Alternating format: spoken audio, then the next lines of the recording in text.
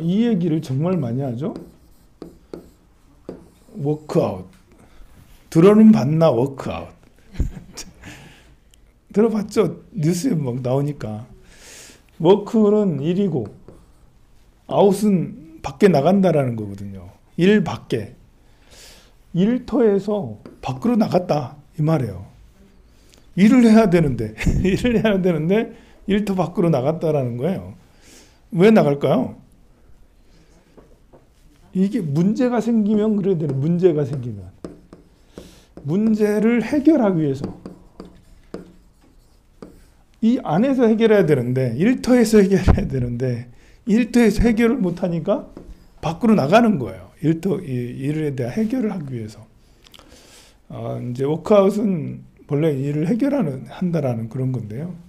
요즘에 나오는 워크아웃은 이제 기업 회상에 대해서 기업에 문제가 생겼단 말이에요. 자금줄이 막혔다. 그래서 이것을 해결해야 된다. 이 회생은 기업이든 개인이든 이렇게 기업은 단체고 개인은 나고 회생하는 절차는 여러 가지가 있는데 먼저 이제 우리가 이제 대출에 대한 대체로 빚에 대한 문제지 뭐 빚을 청산하는데 어떻게 하냐면 처음에는 1단계는 워크아웃이죠. 그 다음에 파산 또는 법정관리, 파산, 회생, 개인 회생, 뭐 이렇게 법정관리 이게 들어가는 것을 말해요. 법정관리까지 간다는 건 법원에게 신청해서 법원에서 판결을 내린다라는 거예요. 그럼 이제 거의 뭐 갈 때까지 갔다. 부도다. 법원에서 해결해야 되니까. 그러면 이제 경매에 나오고 하는 이런 것들. 근데 이 워크아웃은 그런 게 아니고 법원까지 가는 건 너무 심했잖아. 그러면 채권자와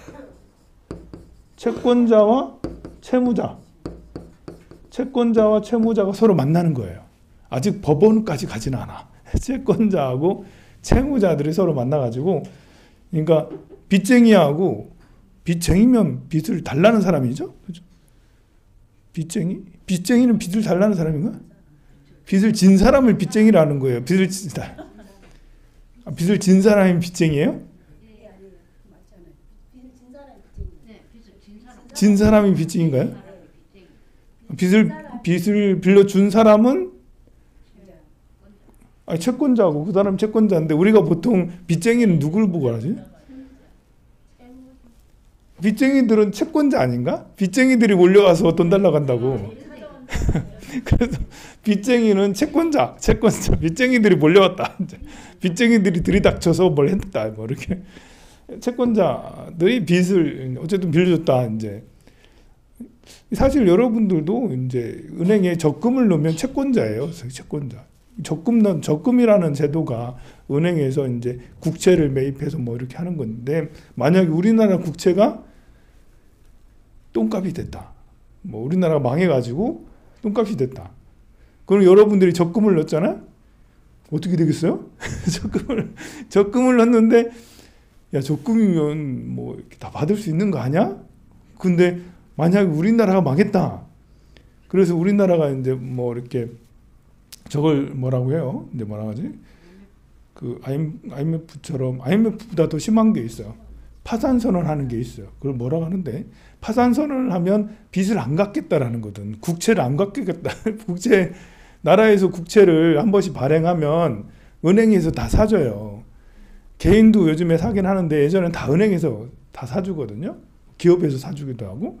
그러면 이제 4% 이자, 3% 이자 해가지고 다 하는데 그걸 은행에서 사는데 그 국채를 사가지고 여러분들 적금을 내주는 거거든요. 예금해서 예금 이자 내주고 하는 거고 여러분들이 예금을 넣으면 거의 대부분의 그것을 국채를 사요. 은행들에서는. 대출을 해주거나 국채를 사거나 이래. 그런데 은행이 나라가 저걸 했다. 무슨 선언인데. 하여간에 그래 했다라면 우리가 은행에 넣은 돈을 못 받을 수 있는 거예요. 그게. 그래서 여러분들이 돈이 많이 있으면 금고가 필요한 거예요.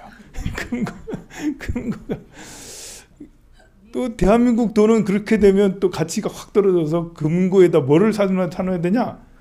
그래서 금덩어리가 필요한 거야. 그래서 금덩어리가 또 필요한 이유가 그래서 그래.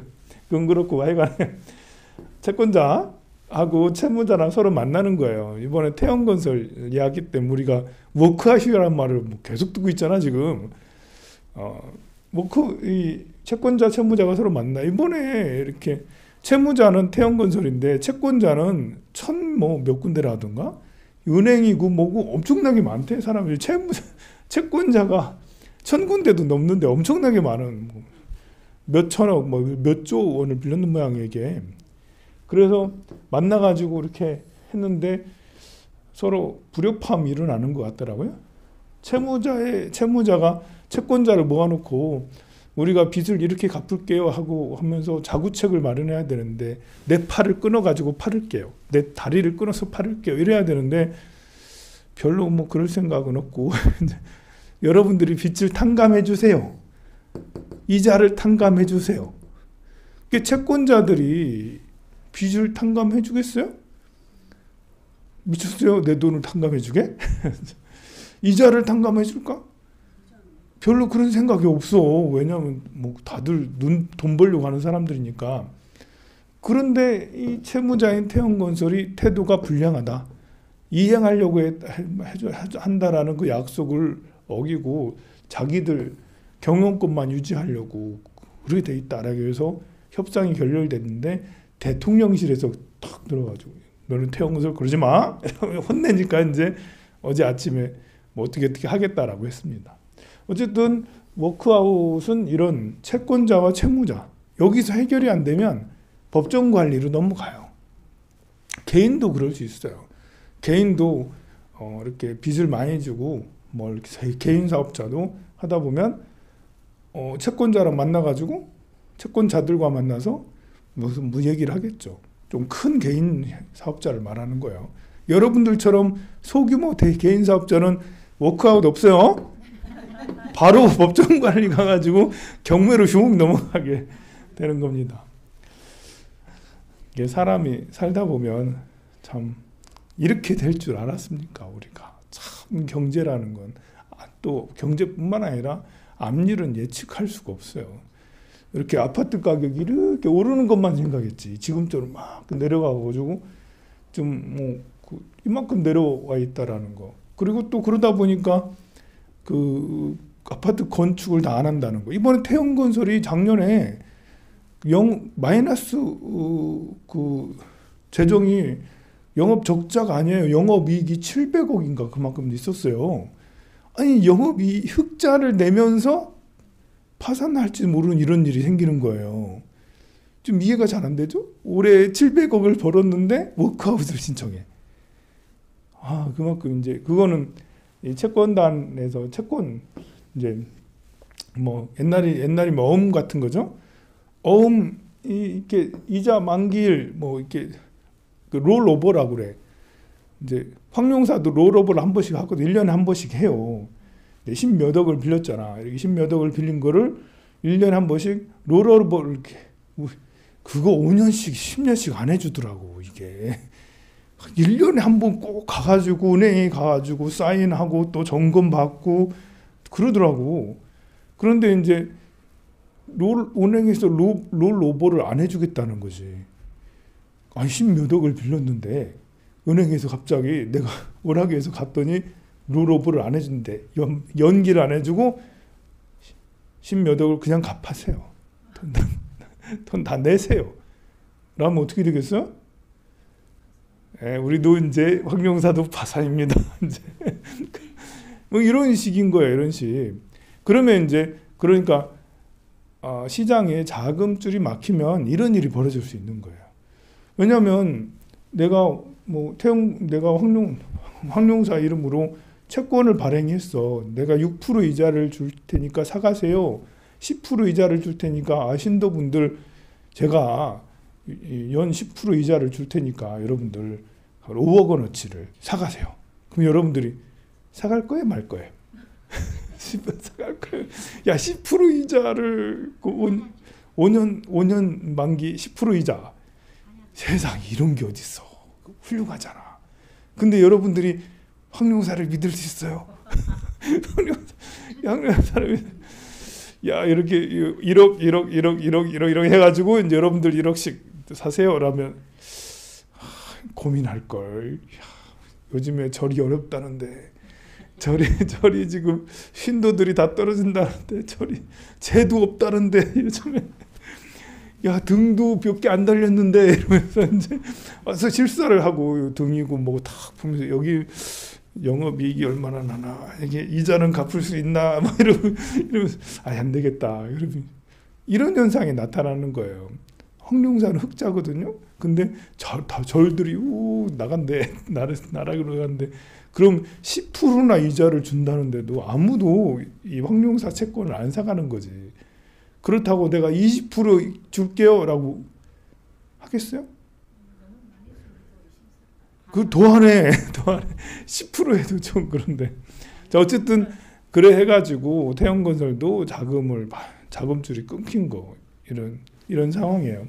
이것이 이제 굳이 내가 여러분들한테 이야기를 하는 이유는 이것이 작은 것이 아니기 때문에 그런 거예요. 보통 이 문제는 선거가 끝나면 나오기로 한 문제예요. 예, 4월 이번에 이제 국회의원 선거 총선이 있잖아요. 총선 전에 이것이 나오면 안 되는 거예요, 사실은. 총선 전에 이 이야기가 나오면 민심이 흔들려. 그래서 정부에서 특히 대통령실을 위주로 한 정부에서는 어떻게든 이것을 꾹꾹 누르고 총선까지는 이것이 터지면 안 돼 해서 자금줄이 막히는 걸 어쨌든 재경부나 어디에서 금융부에서 돈을 엄청나게 풀어가지고 몇 조 원을 풀어가지고 지금 이제 이걸 대비를 하고 있었단 말이에요.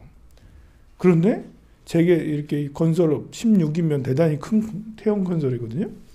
여기에서 지금 버티다 심지어 워크아웃 신청하기 하루 전까지도 우리 태형건설은 안전해요. 괜찮아요. 시장 사람들은 의심하고 뭐라 소문은 흉흉한데 안 그렇습니다. 우리는 안전합니다. 라고 해놓고는 그 다음날 워크아웃 신청 바로 해버리고 막 그랬다고 일본에. 나쁜 기업들이지. 그렇게 한 이유는 어쨌든 정부에서도 총선까지는 막으려고 굉장히 노력했는데도 불구하고 이렇게 했다라는 거는 여기도 태형건설도 더 이상 견디지 못한다라는 거죠. 태형건설만 그러겠어요? 예, 우리나라 건설사, 상위 건설사 몇 개, 한두 개만 빼고는 거의 대부분 PF에 다 걸려 있어요. 은행 대출을 말하는 거예요. 은행 대출을 조금 받은 것도 아니에요. 대출을 많이 받을 수밖에 없어요. 그 건설사에서는 담보가 있는 상태에서 대출 받으면 그래도 담보로 해결할 수가 있어. 여러분들도 그렇잖아. 황룡사는 망할 수는 있지만 내가 감옥 가진 않아. 왜냐하면 담보가 있잖아. 여기 땅하고 건물하고 담보가 있어. 그래서 이걸로 해결을 다 돼요. 더 은행 빚보다 여기 가치가 더 높아. 근데 이제 어쨌든 PF라는 거는 담보가 없이 가치만 가지고 우리가 여기 앞에 센트리제를 이렇게 만들게요. 센트리제 1만 세대를 할게요. 라고 하면 거기 담보 가치를 따로 보지 않고 바로 이제 이렇게 이 계획서만 보고 많게는 90%까지 자금력의 90%까지 대출을 해주는 거예요. 은행들도 미쳤지. 내가 100억 갖고 있는데 1000억 원어치 대출을 내주는 거예요. 200억 갖고 있으면 2000억. 조금 더 어떻게 편법을 이용하면 200억 갖고 있는데 5000억까지도 대출을 받을 수 있는 거지. 그럼 나중에 5천억 대출을 받아가지고 짓고 나서 이렇게 하고 나면 한 8천억 정도 이렇게 해서 3천억 정도 남을 거라고. 그러면 이리저리 제하고 나면 그 사장 내가 200억 넣어가지고 1000억 이상의 2천억 이상의 그런 이익을 얻는 거지. 완전 꿀이잖아요. 그런 게 어딨어 세상에. 돈 없는 사람은 참 이 구조를 알면 너무 배 아프고 돈 있는 사람은 100억 가지고 1000억 벌고 200억 가지고 2000억 버는 이게 지금 21세기에 이런 게 아직도 있단 말이야? 라고 하는 게 이제 그 건설 사업인데 그걸 이제 PF 대출을 그런 식으로 이제 끌어다 써가지고 해왔던 거예요. 근데 건설업이 좋을 때는 괜찮았는데 지금은 내리막길이고 앞으로 다시 또 건설업이 좋아질까? 라는 불안감까지 있는 거예요. 건설업이 좋아질까? 여러분들 확신이 있나요? 2009년부터 13년, 2009년부터 13년 이때까지도 똑같은 상황이었어요. 제가 처음 여기 왔을 때 저 앞에 중앙 하이츠 있잖아요. 하이츠. 중앙 하이츠 여기 완전 100% 미분양이었거든. 거기 지나가면서 거기 완전 공터였는데 사람들이 미분양이래. 신문에도 나오고 뉴스도 미분양, 여기도 미분양, 저기도 막 다 그렇다는 거야. 지금은 뭐 엄청 비싸잖아요. 그때 비하면. 근데 이때는 2009년부터 13년은 그 우리가 참 몰랐던 거지. 야, 다시 또 주택 가격이 내려갔다가 올라갈 거야라는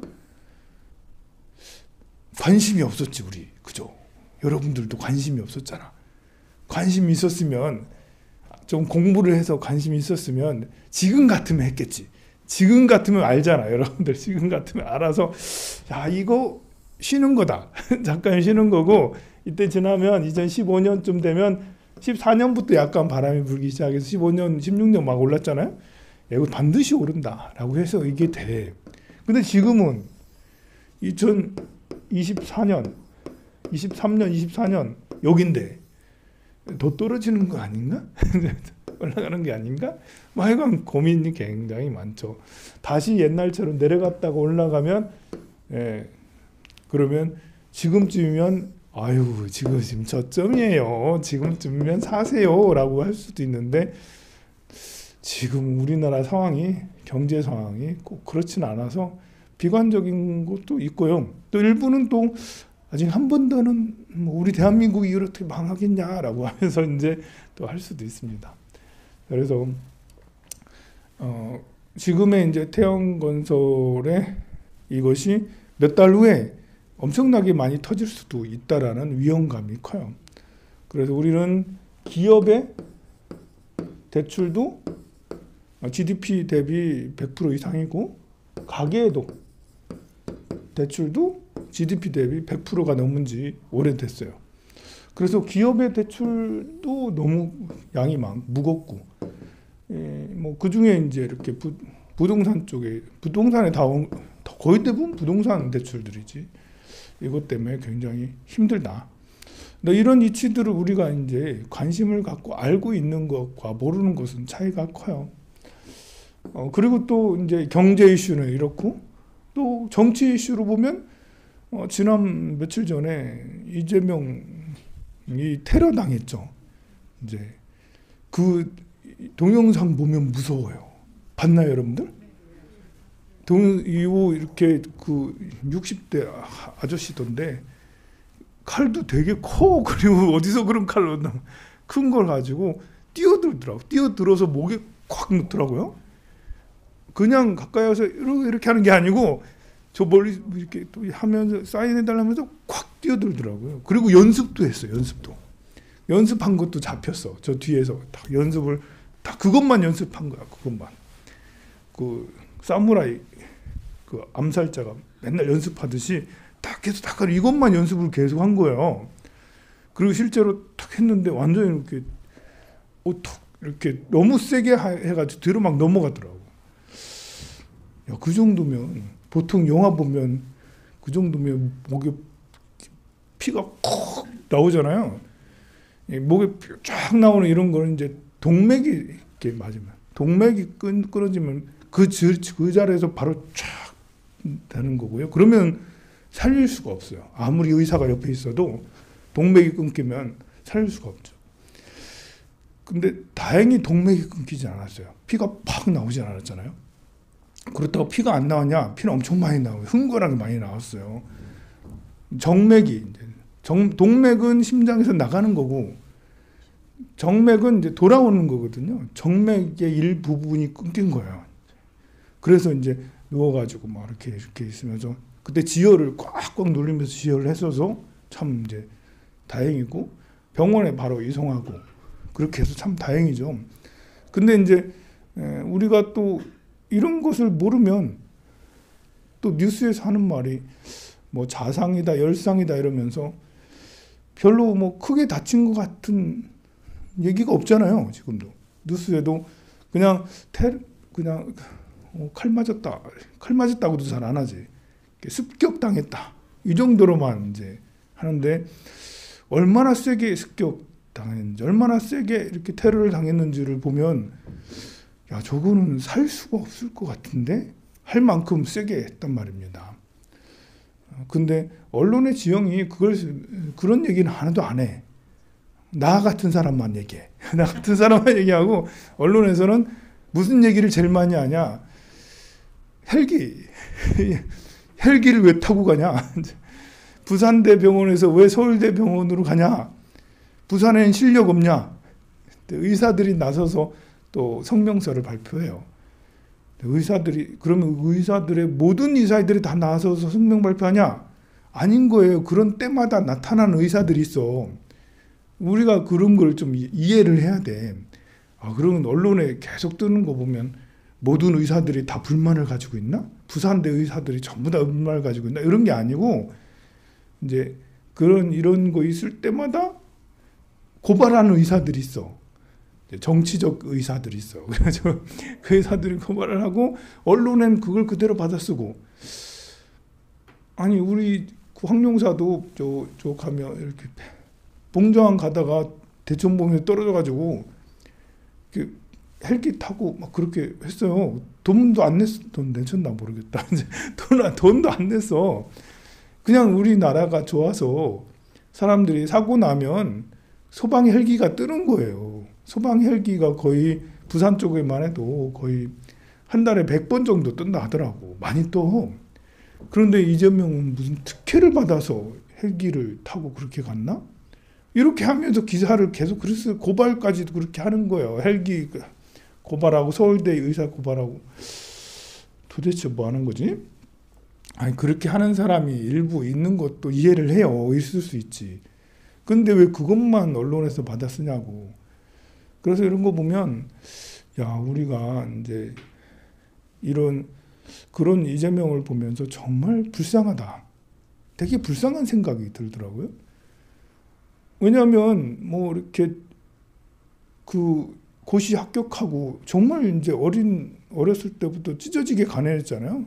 찢어지게 가난한 집안에서 공부한 것도 대견스러운데 고시 합격까지 해가지고 바로 이렇게 중앙엔 진출 못하고 그냥 인권 변호사 하고 싶어서 했겠어요? 인권 변호사 하고 싶어서 했겠냐고. 판사를 하든지 중앙에 가가지고 무슨 큰 법률회사 거기에 들어가가지고 유명한 변호사 하고 싶지. 뭐 문재인 대통령 전 대통령이든 노무현 대통령이든 인권 변호사를 처음에 하고 싶어 했겠냐고. 좀 잘 나가는 데 가서 하려고 했겠지. 그런데 뭐 좀 가서 보면 뭐 안 맞고 그러니까 역시 마찬가지로 인권 변호사를 했는데 그리고 뭐 잘못한 것도 별로 없는 것 같은데 하여간 시장에 당선되면서 기득권층에게 뭘 별거 아닌 사람이 무슨 시장 당선되고 뭐 한다더니 뭐 그런 거 있잖아요. 이게 이제 우리가 그런 걸 제일 많이 당한 사람이 이제 김대중이죠. 김대중 사주를 보면 진짜 놀라워. 이야, 저런 사주가 있나. 신기해요. 그건 나중에 얘기하고. 김대중 전 대통령도 이제 여러분들 젊었을 때 어렸을 때는 무슨 빨갱이라고 생각을 했었다고. 지금도 그렇게 생각하는 사람 많을 거예요. 김대중 전 대통령은 빨갱이일까? 지금도 여러분들 60대 이상의 어르신들은 김대중 빨갱이지. 이래 생각을 할 거라고요. 빨갱인가? 모르겠어요. 기득권이 가지고 있는 게 언론 장악을 하고 있잖아요. 기울어진 운동장이지. 언론에서는 계속 김대중을 빨갱이다. 이제 사람들을 정치적으로 막 이렇게 상대를 죽이는 방법은 언론이 자꾸 소문내. 황산 스님 못생겼다. 황산 스님 못생겼다. 황산 스님 늑대다.